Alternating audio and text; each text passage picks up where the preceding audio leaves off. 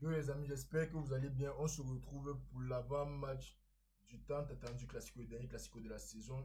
Bon, en ce moment, les deux équipes qui sont quand même sur leur meilleure forme de la saison. Côté Real, par exemple, on n'a plus de défaite en Liga depuis le 3-1 sur l'Atlético. C'était en septembre passé quand même. Malgré ça, il y a eu une défaite, je pense que c'était en janvier. Voici ça. Après la Super Coupe d'Espagne, il y a eu une défaite 4-2 contre l'Atlético. Mais depuis là, aucune défaite. Deux défaites depuis le début de la saison, les deux contre l'Atlético. Et côté Barça, quand même, ça a l'air d'aller depuis la défaite 6 face à Villarreal. C'est 10 matchs sans défaite et 7 matchs surtout sans encaisser. Le Barça en Liga, je pense que c'est depuis le retour de Ter Stegen qui sont un peu revenus à leurs esprits, mais le Barça en Liga, ça va beaucoup mieux. Maintenant, quand tu regardes la forme actuelle des deux équipes, tu es sur un Real qui s'est qualifié à l'extérieur à City, comparé à un Barça qui non seulement a perdu à domicile 4-1 contre Paris, mais en plus de ça, on a l'impression qu'il y a quelques petits problèmes dans le vestiaire. Il y a Gundogan qui a dit que il a trouvé le carton rouge d'Araujo. En gros, il a dit qu'il a trouvé ça stupide, on va pas se mentir, c'est ça qu'il voulait dire. Araujo qui a répondu, tout ça se fait d'abord devant les fans, je ne comprends pas pourquoi ils font tout ça devant les fans, mais Araujo qui a répondu qu'il préfère ne pas faire de commentaires, machin, ceci, cela. Mais Gundogan qui a, on va dire, il a fait semblant de s'excuser hier. Donc, il y a un peu de tension dans le vestiaire du Barça. Alors, est-ce que ça va affecter le Barça dans le match? Si moi, je pense que non. En fin de compte, peu importe ce qui se passe dans le vestiaire, quand on arrive au Classico, tout ce qui s'est passé avant, ça ne vaut rien. Le 4-1 contre Paris, 7, c'est encore dans les têtes côté barcelonais, mais honnêtement, ça ne vaut rien arriver au Classico. Je pense que c'était en 2021, quand le Real a gagné le titre. Le Barça est arrivé chez nous, ils nous ont mis 4-0 avec un match incroyable d'Aubameyang. Si on me disait qu'Aubameyang pouvait jouer au football comme ça, j'allais refuser, mais c'est juste pour montrer que, arrivé au Classico, les matchs d'avant ne valent vraiment rien. Le Barça qui en Liga est sur 3 défaites, les 3 à domicile n'ont pas encore perdu à l'extérieur. Et le Real qui est sur une seule défaite, donc ça serait intéressant à voir. Ça sera surtout intéressant de voir comment les deux équipes abordent le match. Bon, moi je pense que les plans de jeu sont très clairs. Si on regarde ici la formation du Real, c'est du classique.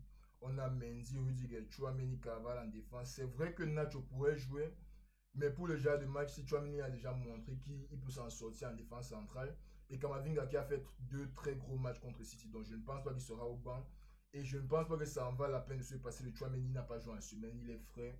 Il joue bien en DC. Pourquoi pas le mettre là? Il peut nous aider sur les relances de balle. Surtout sachant qu'on n'aura pas beaucoup le ballon. Il faut un gars qui défend bien, mais quand il faut relancer le ballon, il relance très vite. Mais sinon, le reste c'est du classique. Il y a Lino Goal, Kroos à gauche, Valverde à droite, on connaît déjà. Avec Bellingham, Vinicius et Rodrigo devant. Maintenant, Vinicius, Rodrigo, j'attends voir comment ils vont s'aligner pendant le match. Parce que les deux derniers matchs contre City, Vinicius a joué à gauche, Vinicius a joué au milieu, Rodrigo a joué à gauche. Et je pense que ça peut très bien marcher parce qu'en fin de compte, le Barça, eux, ils viennent avec leur même formation que lors de la défaite contre Paris. Mais je ne sais pas s'ils vont mettre Araujo à droite. Araujo contre Mbappé, il est resté au milieu, il a gardé son poste. Peut-être que Xavi s'est rendu compte qu'en fin de compte, Koundé est bon à droite, Araujo est bon au milieu. Moi, je ne sais pas. Mais je pense que ça sera la formation du Barça avec De Jong, Pedri, Gundogan au milieu de terrain. Rafinha encore à gauche, Yamal à droite. Bon, on sait déjà à quoi le match va ressembler. On aura un Barça qui va probablement essayer de garder beaucoup le ballon. J'aimerais bien que les gars essayent de reculer un peu, qu'ils essayent de jouer sur les contres parce que c'est ça qui a l'air de leur réussir.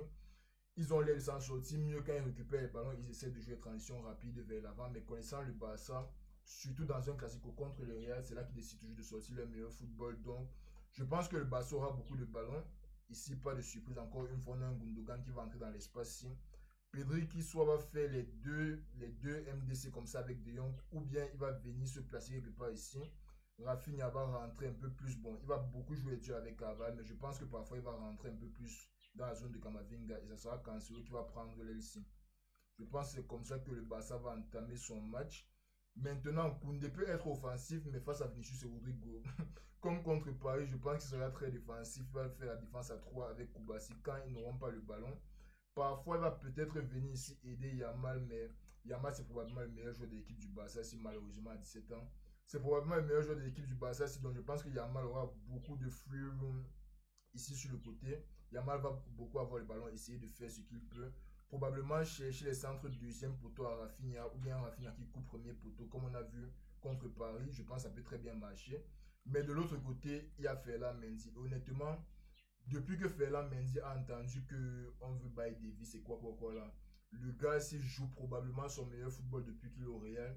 toujours pas très offensif, mais quand il s'agit de défendre, niveau défensif, Ferland Mendy est on point. Et on a encore vu pendant la semaine-ci que le Real, c'est l'une des meilleures équipes défensives en Europe, on va se mentir. Donc ça sera très resserré derrière. Le Real qui n'aura aucun problème à encaisser la pression. Tout le monde va venir se battre comme ça. Bellingham qui va faire les efforts ici sur De Jong. Les Rodrigo qui ne vont peut-être pas faire autant d'efforts que contre City. Parce que certes, la physionomie du match est différente. On est à domicile. On aura beaucoup le ballon. Le Barça va plus dominer la possession, mais on aura beaucoup de ballons. Donc je ne pense pas que les Rodrigo et Vinicius et Bellingham vont faire tant d'efforts défensifs que ça. Je pense que ceux de derrière vont vraiment devoir gérer. Prendre leur temps. L'un des duels clés, comme j'ai dit, c'est Mendy contre Yamal.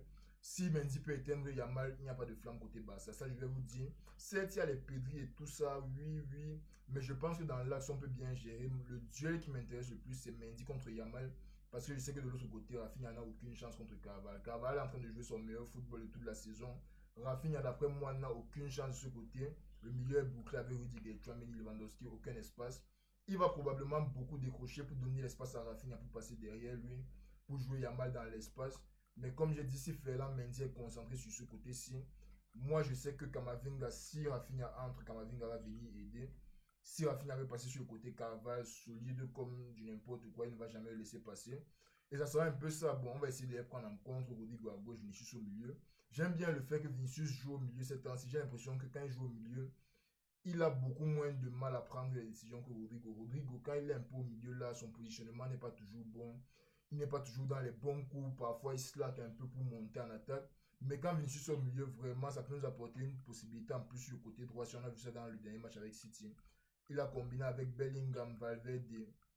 Et il s'est retrouvé quelque part ici avec un Rodrigo qui lui a senti l'action et a pu entrer dans la surface. Par contre, quand Rodrigo est à gauche, quand c'est Vinicius qui est à gauche, voici le jeu. Le ballon arrive ici, passe ici, Bellingham qui suit, Rodrigo qui est quelque part ici derrière, il n'est pas très utile. Donc, moi je dis Rodrigo à gauche, Vinicius au milieu, avec Bellingham en point d'appui. Valverde, je pense qu'il a son match à jouer. Cancelo n'a pas fait deux très bons matchs contre Paris, donc je pense vraiment que Valverde a l'espace de ce côté-ci, avec surtout Carvalho sur le overlap-ci. C'est Carvalho qui m'intéresse vraiment. Est-ce qu'il peut overlap, entrer dans la surface parfois, vu qu'on va beaucoup jouer sur le côté gauche avec Mendy, Rodrigo et Toni Kroos. On aura un Bellingham qui soit va venir dans la zone ici, ou bien on va envoyer Vinicius ici.